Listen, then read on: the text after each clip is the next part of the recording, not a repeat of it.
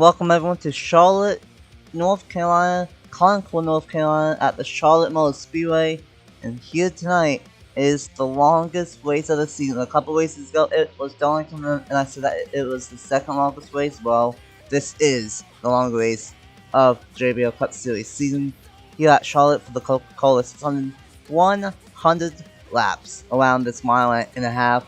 Very unique mile and a half. Multi-group to a certain extent.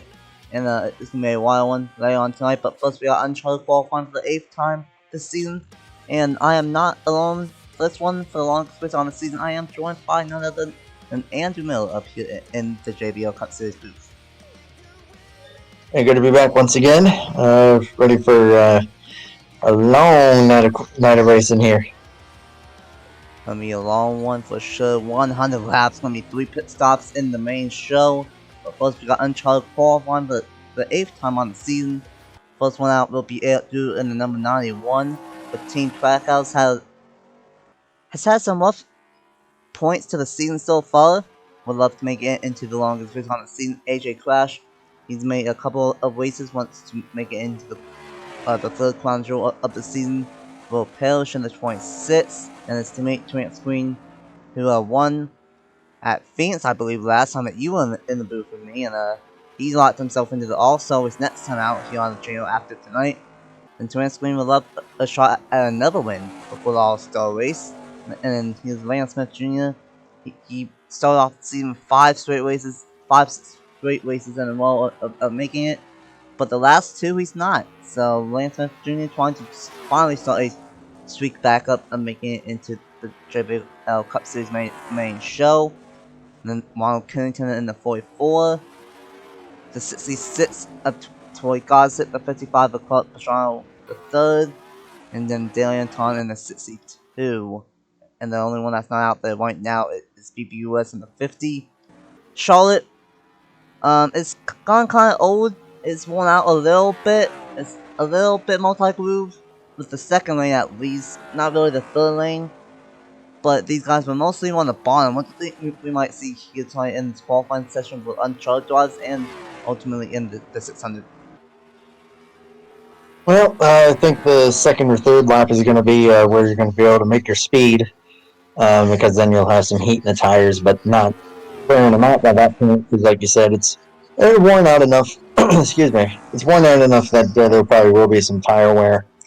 But like take for example what you're seeing here. The 44 for qualifying speed is probably in a good spot because he's got a couple guys in front of him, but a good ways in front of him that he can draft off of them, and but not catch them and have to check up. So draft will play a little bit of a factor here as far as lap times go, and getting into the main event.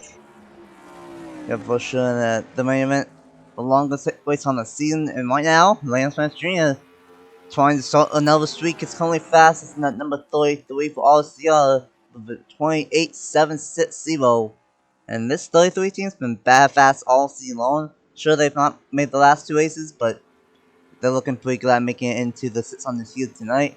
Then this Eric Drew was in second, now in third. Will Parrish is now second, and Troy Gossett, never mind, was in fourth, and now Trent Screen moves up to that 4th spot. So as of now, both Pittsburgh racing cars, the 26 and the 27, are locked into the show, but only 4 minutes in, 6 minutes left, and now you mentioned the 44 of Ronald Kennington being in a good spot behind the 91 and the 66. Well, he got the draft off the number 91, and he goes to the top of the 28.645.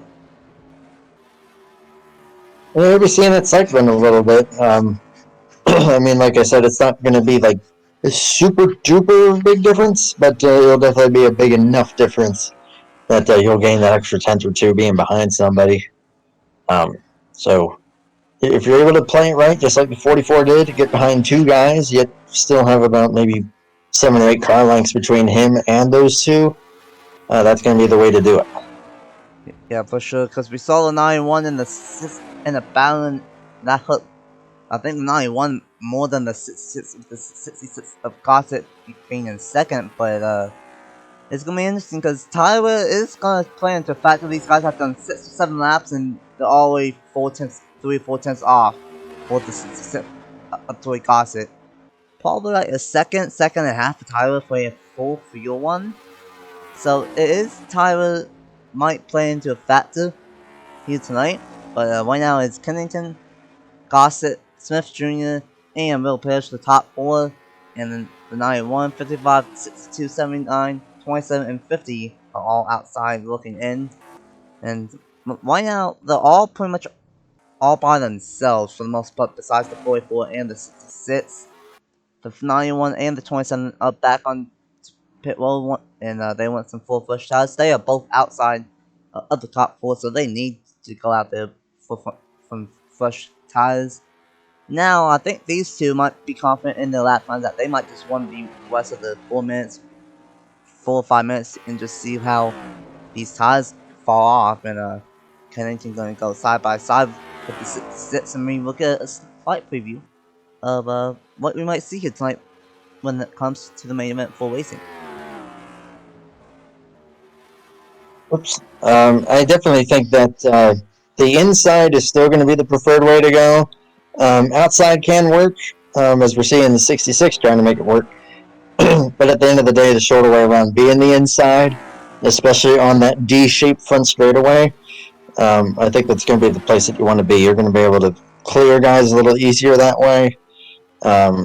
So if you're able to keep it to that inside line, you're going to be in pretty good shape. But if you stay side by side for a while, outside could prevail. So we'll just have to find out. But these guys definitely getting some valuable track time.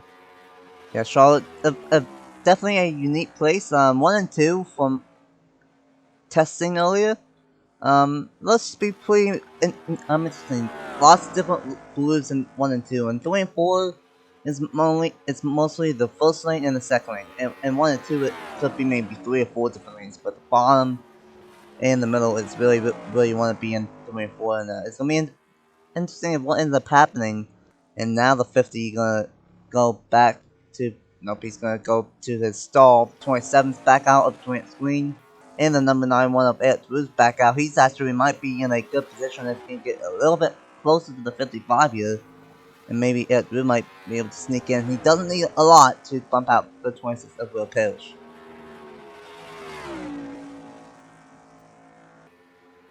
He's definitely in the spot that he needs to be in to try to make that happen. It is the top 5, right? To make it through? Top 4 make it. Top 4. Yeah, he's getting there. And he is flying. He's on those fresh tires. But it's do or die for this 91 and guys below him. He does not go faster that time by. This time by might be a flyer though, because he's all over the number 55, the Club Pajama, the third with those fresh tires. Massive draft down the backstretch, and this could be a really good lap for Eric Drew. Team Trackhouse has been strong all season. The one, especially the 99, has been fast but not gotten the results. And this 91 has also been fast but not gotten the results. Can he make it in on time? No, he will not. I thought he would, but he. Oh, wow, he basically did it at the exact same time. So all that on 4 flush tires and the draft, we basically did the same time of what he did almost. So not quite for it doing the number 91. See the 44, he's fastest. He's gonna probably call it quits. I don't know if Wes gonna go back out on track. 20 screen, he's all by himself, and he's not really going much faster. So I think the hunt for of Kennington, Gossett, Lance Smith Jr., and Will Parrish might be the 4 that make it into the Coca-Cola 600. No one's really getting much speed at this point in the session. Yeah, that's what it's looking like. I think the 91 actually caught the 55 at a bad spot there. 35 on older tires, and he ended up catching him just toward the end of the corner. May have had to lift off a little bit, or may have messed up his line. I'm with you. I think he would have definitely gone much faster that lap. Yeah, if he had a little bit more space in between himself and the 55, he might have had a shot. And Shred's catching up with the 79 of AJ Crash now, but his tires are a little bit older. They're about 3-4 laps older, and that is enough for him to not really work as well. So, gonna have a couple of resets, but I don't think it's gonna really matter for everyone else out on track. That's not in the top 4, and he basically did the same amount of time as he did before, even with the draft of the 79. So I think that's going to do it for it. Drew in the number 91, unfortunately, for Team Trackhouse. I don't know why the 44 is coming back out here. I don't know.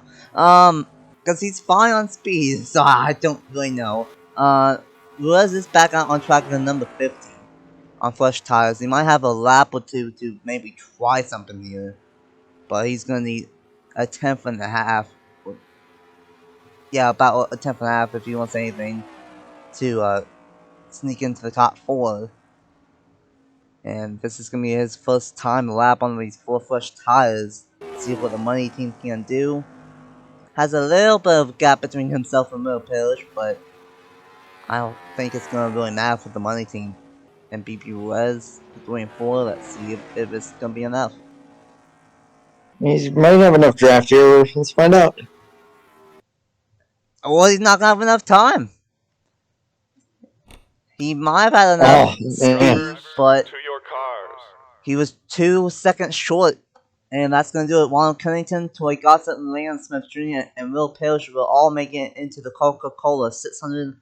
Hopefully for BB West. He could have maybe had a shot there, but just needs 2 more seconds. And that is very unfortunate. For a minute to Club Bajon the third, Daniel Anton, AJ Clash, Twin Screen, and BB West, they all have to wait until the All-Star race and All-Star Open to try and make it into the All-Star race. But the next points paying race will be Chicagoland after Eldora next time out. So, really unfortunate. Congratulations to Kennington, Gossett, Smith, Jr., and Mill Pierce for making it into the 600. What's the final thoughts before we get to the Coca-Cola 600 later on tonight? well, I think you definitely saw the difference in tires. How quickly guys who just came out were catching guys who had been out there for a while. I think it's going to be awfully telling for how tire wear is going to come into play here tonight, potentially. Yeah, like I said, I still think the inside's going to be the way to go. Of course, we're going to find out here. I could be very wrong on that, but that's what it's looking like. And it looks like it should be pretty competitive. Charlotte is awfully narrow as well, so a lot can happen. For sure, Charlotte, a great racetrack on and on, great racetrack in real life, and it is going to be a fantastic race. The Coca-Cola 600, the third Crown Jewel race on the season already, and if it's anything like what we've seen already, maybe we already know who's going to win here tonight. But thank you guys so much for watching. Later on tonight, it will be race number 8 on the season for the Coca-Cola 600. Thanks for Andy Miller for joining me up in the booth. I'm Matt97, aka Nathan Stapleton, and we will see you guys in a little bit for the longest race on the season, the Coca-Cola 600. Bye!